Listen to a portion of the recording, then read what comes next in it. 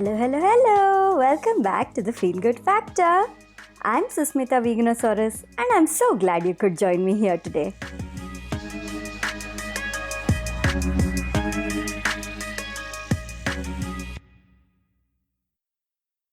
Hi everyone! Today I have a new friend of mine, Janice McQueen Ward, on the podcast and I'm really excited to interview her. Janice is an accomplished TV host, actress, pageant coach.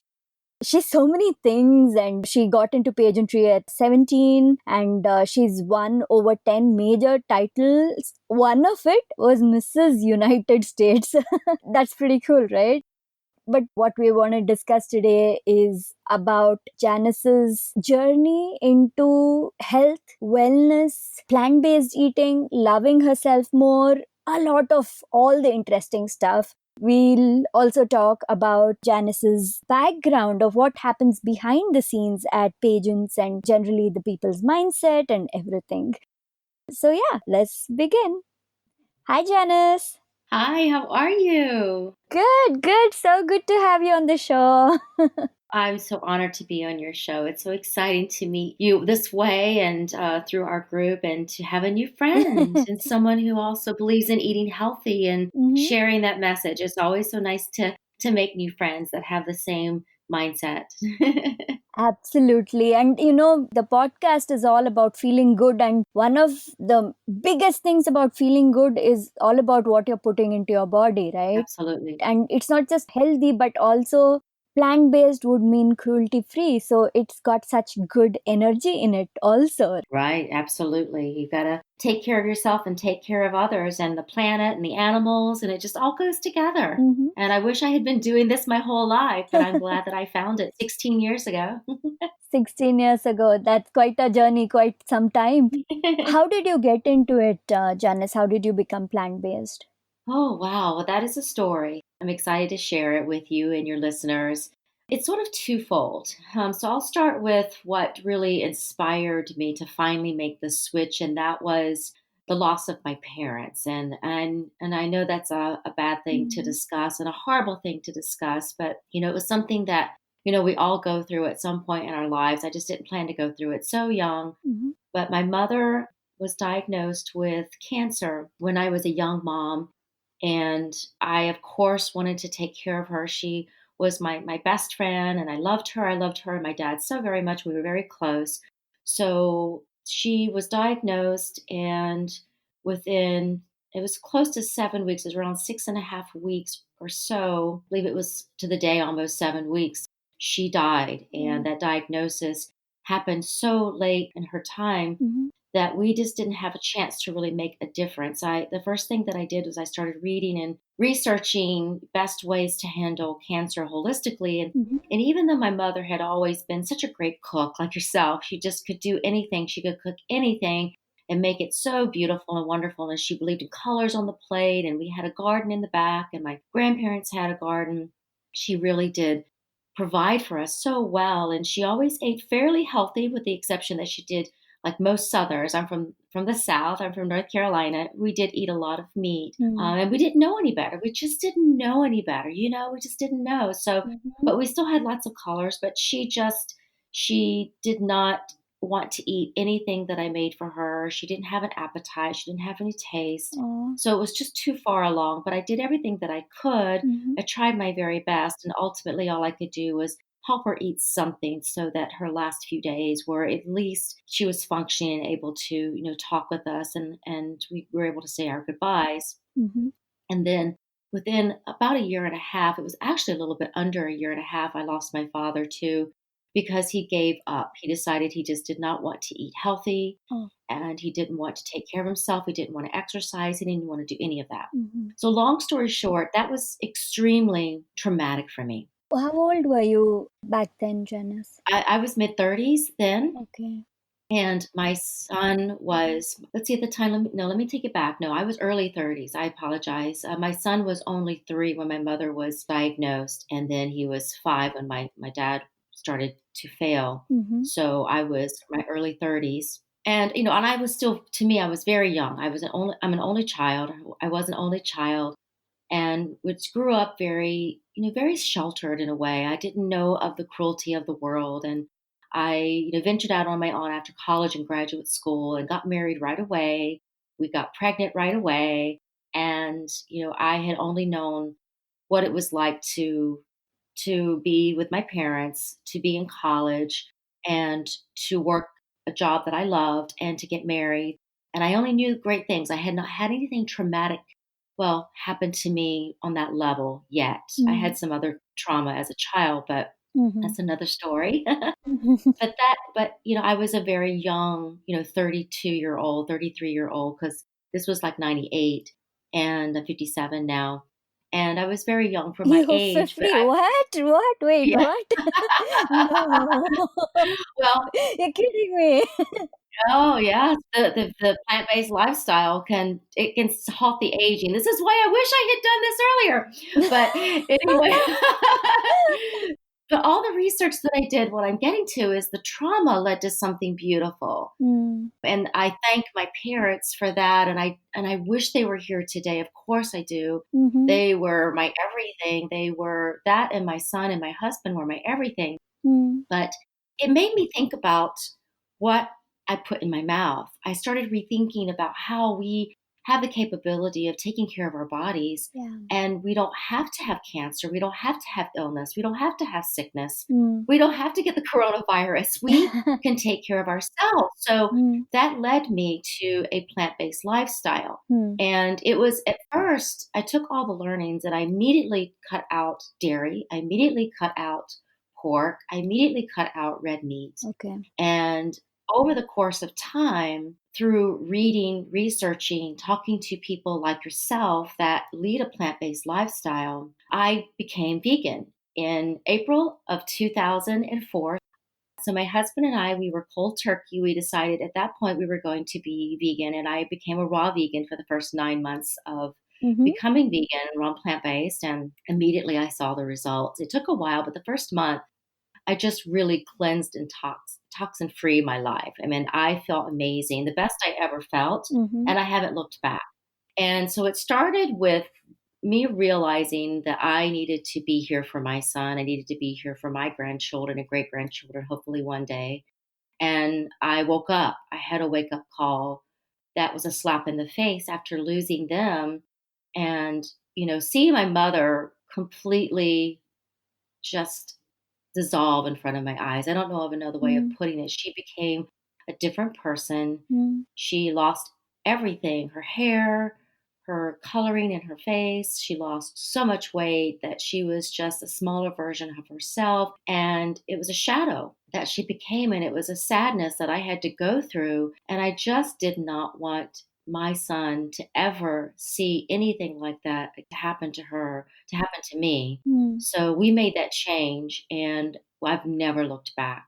And I said this was a twofold story. I don't know how much you want me to get into it, but I'd love to share with your listeners that, of Mhm. course, everybody has a wake up call, Mm. and that was my wake up call. But my story is a little bit deeper, Mm. and I don't mind sharing it Yeah, if you don't please mind do. me. Please do. Yeah, of course. Well, I mentioned that my parents had fresh vegetables, my grandparents had a farm, and we always ate, holistically, with the exception of the protein at every single meal, because that's just what you're raised to do. That's what you know, in the South especially. And I had something traumatic happen to me when I was 10, in that I was molested, Oh, I'm sorry. sexually molested. Mhm. And I know that's something that hopefully doesn't happen to anyone else, but it does happen. Things happen to us as children that stay with us. It happens a lot, Janice, Mhm. and this is why it needs to be spoken about Yeah. so people realize that they're not alone. Yeah. The percentage of children getting molested is a lot higher than we would imagine it to be. I know. So I'm sure your story is going to help people, whoever's listening. Well, I hope so. Yeah, what it did to me was, and I won't go into details about that and who it was, but it happened to me, and I all of a sudden did not want to be a girl. Hmm. I was this beautiful child at 10 that was so hopeful and so, excited about my future and so excited about living. And it changed everything for me. I became a different person. I started wanting to hide behind my food. I didn't want to develop the curves. And of course, I didn't want to develop the curves. So who was the first girl to develop in her class? Of course, me. Huh. I had curves and I was the only one. So boys made fun of me. Girls were jealous of me. I was ostracized because I had boobs. I didn't want to have them. So I started dieting at a very young age and living off of nothing. I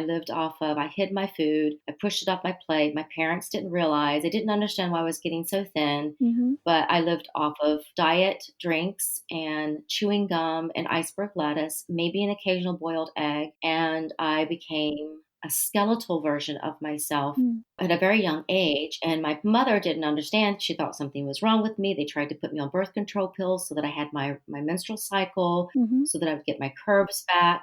And so from that age up until, honestly, really until I became pregnant, I was on this roller coaster of dieting and binge purging. I would make myself throw up. I would hide behind my food and I would just binge on sweets and on peanut butter, on anything that I could find in the house. Mm-hmm. And so on the outside, I was this beauty queen, right? I was this girl who grew up to be a 17-year-old beauty queen, to win a major title at 17 while I was in high school, to just be further ostracized Mm-hmm. and to be made fun of. And I buried myself into being an anorexic Mm-hmm. or a compulsive overeater, binge purge person. Mm-hmm. And it was a vicious cycle that I went through. And that was my entire teenage and 20-year-old years, where no one knew the battle that I was fighting. I was modeling, but I was not taking care of myself. I wasn't eating. I was doing anything that I could to lose weight, Mm-hmm. to include taking diet pills, diuretics, laxatives. I was running 4 hours a day. I was teaching classes up to 4 hours a day. It was a vicious cycle because binge purging is so much more than throwing up. It means that you're also over exercising. So, to fast forward after going through this and going through this through many cycles of my life, to being overweight, to being underweight, to being a binge purger, to being anorexic and a bulimic, I met my husband right out of college and we became fast best friends, soulmates, fell in love. And I was working on a cruise ship at the time, paying my college loans. And I was right out of college. I met him, and he was such a sweet soul, and he really is to this day. And he's the yin to my yang.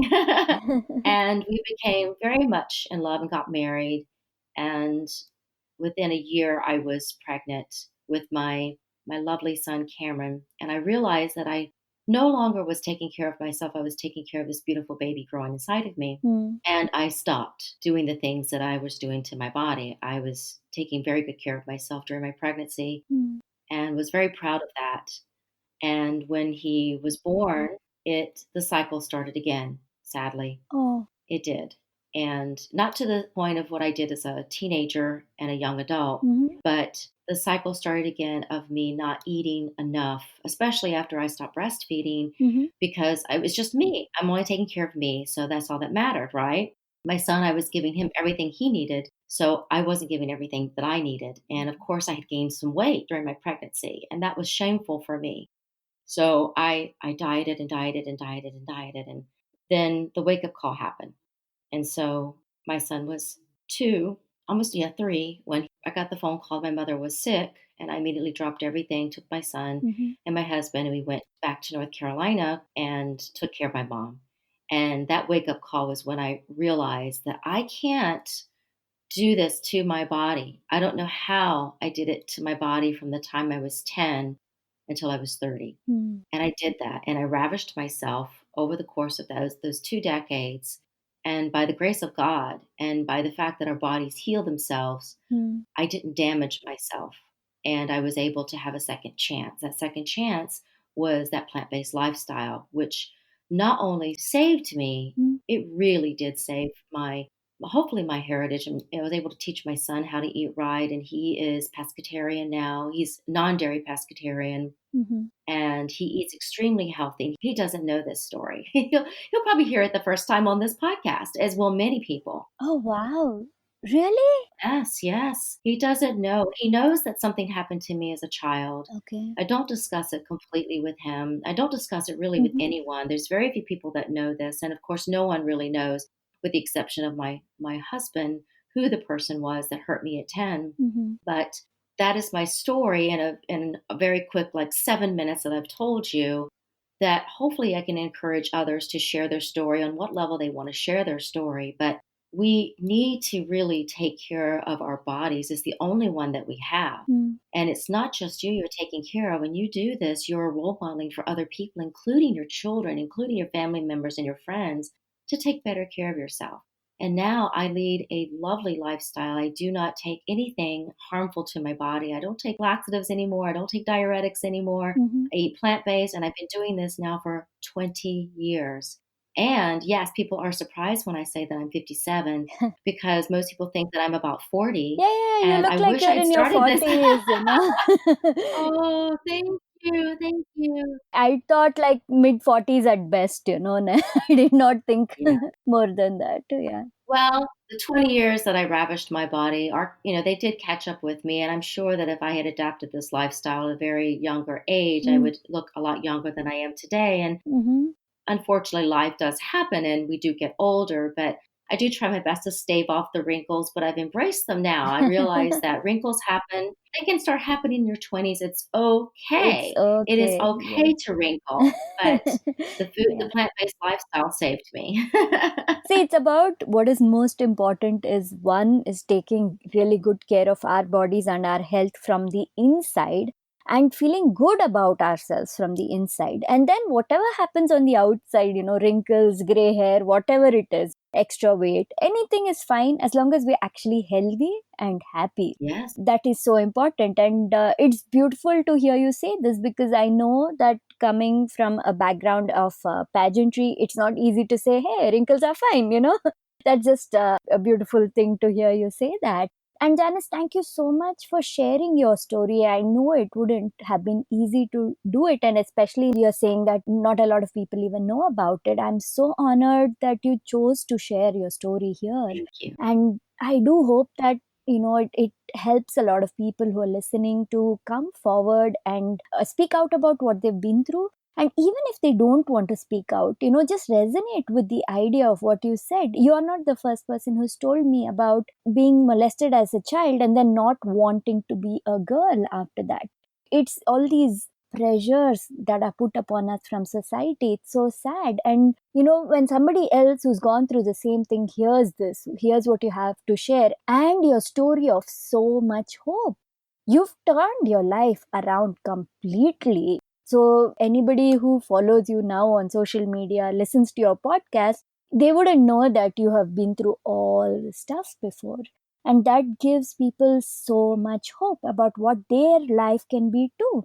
Well, thank you. I appreciate that. And that's true, and of course I'm a pageant coach and I have a great history in pageantry and Mm-hmm. there's ups and downs with that. Mm-hmm. And when you do anything where you're in the limelight or you are in the public, if you're on TV or if you're doing a pageant, or if you're a speaker or if you hold a podcast or if you do anything where Mm-hmm. you are in front of the masses, there is that pressure. There was pressure when I was in pageantry as well. I mean, that attributed to a lot of the ups and downs where people saying I needed to weigh a certain amount. And I won fitness competitions and I won bikini competitions. And it wasn't until I went through this journey and I was older and I healed myself that I won the biggest title that I've ever won. And that was Mrs. United States. And when I think about that, I realized that I had healed myself. I had adapted to taking better care of myself.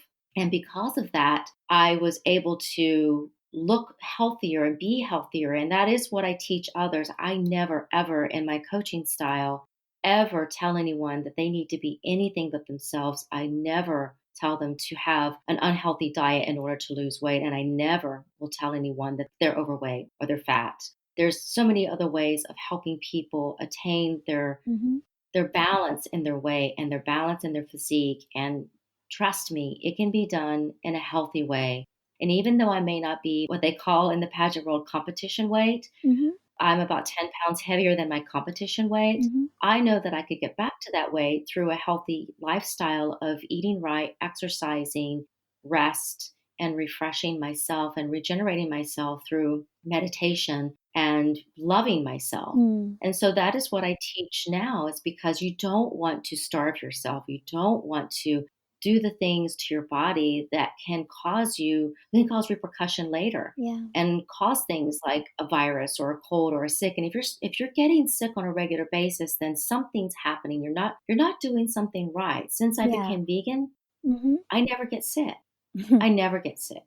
I might have a cough for a day or might feel a little bit under the weather for a few hours, but having that plant-based diet, it's healing. And so you need to take better care of yourself is what I've always told anybody and everybody. I never preach to my clients that you have to be vegan, but plant-based for sure. Add those plants and vegetables, those nutrients, those supplements to your diet, and it helps regenerate and make your body healthier.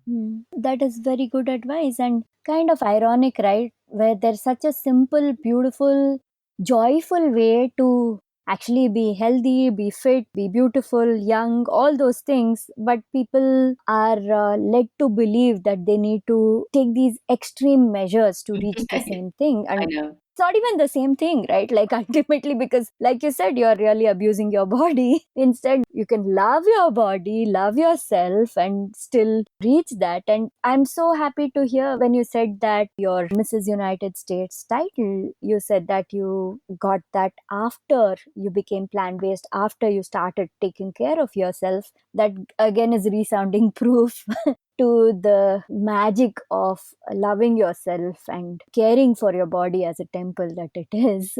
Yes. Thank you. Thank you. What about, behind the scenes? How many other people now, how are things shifting? Are they shifting or changing in the world that you're from? Are there more coaches who are also leaning towards the practices that you're teaching? Have things changed now from, say, 2 decades ago? Well, yes, I think everything evolves over time, Mm-hmm. but one thing always rings true, and that's authenticity Okay. in everything that we do. And I think that's why I've been so successful throughout my now 40 years in pageantry, Mm-hmm. in that I've always had a very honest and real approach to everything that I do. Even when I was not taking care of myself and dieting to extreme, Mm-hmm.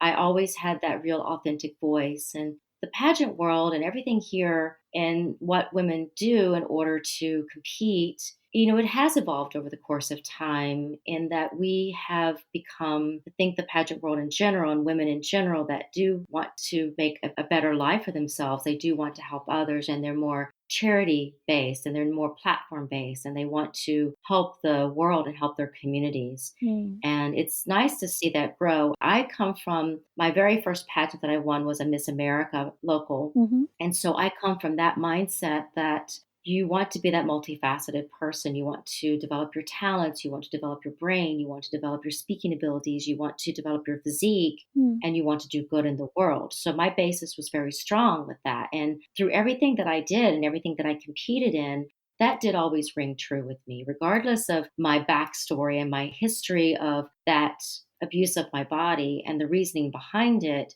was Mm-hmm. always silent. And I never really shared that. What I shared was my love of community, my love of God, my love of wanting to make a difference in the world. And that always did ring true with me. And so what I do as a coach, which is maybe a little different than there are many great coaches out there, don't get me wrong. Mm-hmm. But the one thing that I do differently than anybody else is I always come from a base of who are you? What Mm-hmm. do you want to accomplish? What do you want to improve? And who do you want to help along the way? What is your mission in life? How do you want to live your life? What's the purpose of this pageant? How is it going to change you, and how are you going to change others throughout the process? And that's not always easy for girls to hear. They don't always want to deep dive into the why. But I have found that if you know the why behind what you're doing things, Mm-hmm. you will always find the reason for living and the reason for life through that search. And then you can better serve, whether it is owning a business, whether it's being a friend, a wife, a husband, a daughter, a son, a community leader, or a business person. When you find your passion and you find your real and you find your why, Mm-hmm. you will truly succeed. That's beautiful and very, very sage advice. Thank you so much for sharing that, Janice. Thank you. Is there anything else that you'd like to share with the listeners? I guess just be true to yourself and know that if you do have something that you've been through, there's a reason for that. There's Mm, a why behind that as well. You're supposed to look inward so that you can help others. I think that was my course in life, and that is my course in life. And as you evolve as a person, to continue to understand that whatever happened to you or whatever you want to do in your life, there's a reason. So just find that reason and embrace it and love yourself for it. And it will make you feel better. It will help you heal yourself. And then you will have that true power to be able to do the things that you want to do. And my podcast is about beauty inside and out. It's not just about mm-hmm, external beauty. mm-hmm. Beauty Call Podcast is about internal beauty. And that is a multifaceted topic in itself. Yeah. And there's so many things that make us beautiful. It's not just about being a beautiful person on the outside. I think you have to be beautiful on the inside to be beautiful on the outside. Agreed. And all of your listeners are beautiful because they listen to your show, because they want to be beautiful on the inside. And that's why they want to feel good, right? Well, from a privileged position, it's easy to say, like, oh, whatever happens, happens for good, and don't be a victim no matter what happens, and just grab that as a chance and grab your power and all those things. But for someone who's actually gone through multiple very difficult things in life, coming from someone like you, that whole whatever you've said, the message has a lot of power, a lot of weightage to it, and I do hope it really, really inspires a lot of people. It surely inspired me. Oh, thank you. Janice, if people want to connect with you, how do they reach out to you? Oh, great. Thanks for asking. You can reach me on Facebook and Instagram. I'm at Janice McQueen Ward on Instagram. At Beauty Call Podcast is my podcast page on Facebook. I would love for you to come over and say hi and to follow me. That would be great. You can also go to my website, janicemcqueen.com. Mhm. And that's my full name. Janice McQueen is McQueen. So it's JANICEMCQUEEN.com, right? That's correct. And of course, all of my links to my social media will be on that page. Very soon, I'll be doing some great giveaways for Beauty Call Podcast. So visit me and follow me. I certainly would love that. And my podcast is called Beauty Call Podcast. So if you search, I'm on every single podcast platform out there. Mm. I would love for you to listen.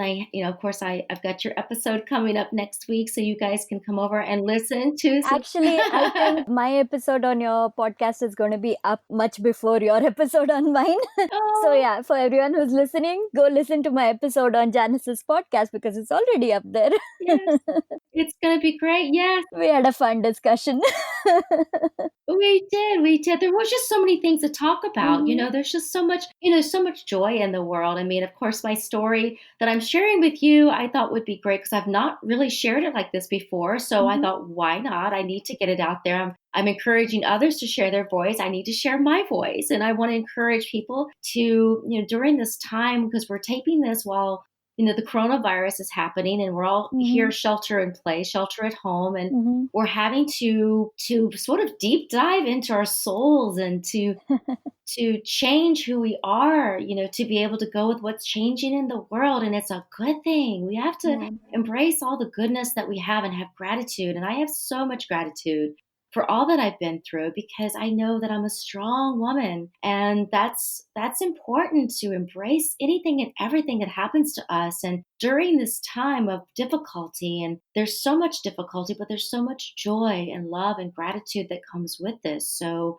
I'm excited about that. And I love our conversations that we've had and Mhm. all the conversations that I've had over the course of the time that we're embracing this history Yeah. in our lives, that it will be beautiful. We'll look back on this time with sweetness and great remembrance, I feel. I absolutely resonate with that. I agree with you. I know that a lot of people are going through stuff and a lot of difficulties are there in the world. But I believe at the end, when we look back on this, the pros are going to far outweigh the cons of it. And it is going to do the world good. It's going to uplift people, make people realize a lot of things. And I'm very grateful for this moment too, and I'm excited to see what comes out of it, on the other side. Me too. I think even though I don't want anyone to suffer from this horrible virus and Mm-hmm. pandemic, Mm-hmm. and of course that's just life. It happens. I mean, it happens. And I don't want anyone to suffer, but once we get through it, I think we're going to be a changed world, and I really do hope for the better. Yeah. Thank you for letting me share my story Thank and you. share to those who want to reach out. And I also would love to offer to any of your listeners, Mm-hmm. if they would love to connect with me or if they have a story that they would like to share. I am doing a special offer right now during this pandemic that I'm offering a 30-minute free session and consultation to talk, to help you find your why, your authentic voice, or if you just want me to listen to your story if you can't share it with others right now, I'm offering that. So you can reach out to me at janicemcqueen.com. That's so generous, Janice, because giving time is a precious commodity, and not just time, you're offering to just hold space for people, and that's a big deal. I do hope people who are listening to this will connect with you and take advantage of your beautiful, kind energy and get through this time, and it helps them get through this time more easily. So, thank you so much for offering that, Janice. Thank you, Smita. So great speaking with you. Lovely talking to you. Bye. Bye. If you've been enjoying the Feel Good Factor, I would really appreciate a review, subscribe, or rating on your preferred podcast app. Or you can even leave reviews for each episode that you like on podchaser.com. Currently, Podchaser has an offer running for COVID 19. Until the end of April, for each review that is left on their website, they donate 25 cents to Meals on Wheels. And when I respond to your reviews, they donate another 25 cents to Meals on Wheels. Apart from their own donations, there are other brands working with them who are willing to double the donations. So, yeah, it's a great chance to support me and my podcast as well as help a good cause. All you need to do is go to podchaser.com/Veganosaurus, Veganosaurus, to find my podcast there. Of course, I would also personally really appreciate a review on Apple Podcasts if you're using an iPhone to listen to podcasts. When there are ratings and reviews left on Apple Podcasts, it helps the podcast come up in charts, and that helps other people who resonate with the same message find the podcast easily. Thank you so much for all your support. And of course, if you want to get in touch with me and share your thoughts, ideas, or anything at all about the podcast, you can message me on Veganosaurus at Instagram. Veganosaurus on Instagram. Looking forward to connecting with you. Thank you so much for listening to this episode of The Feel Good Factor. I'm Susmita Veganosaurus, and I'm looking forward to talking to you again very soon. Bye!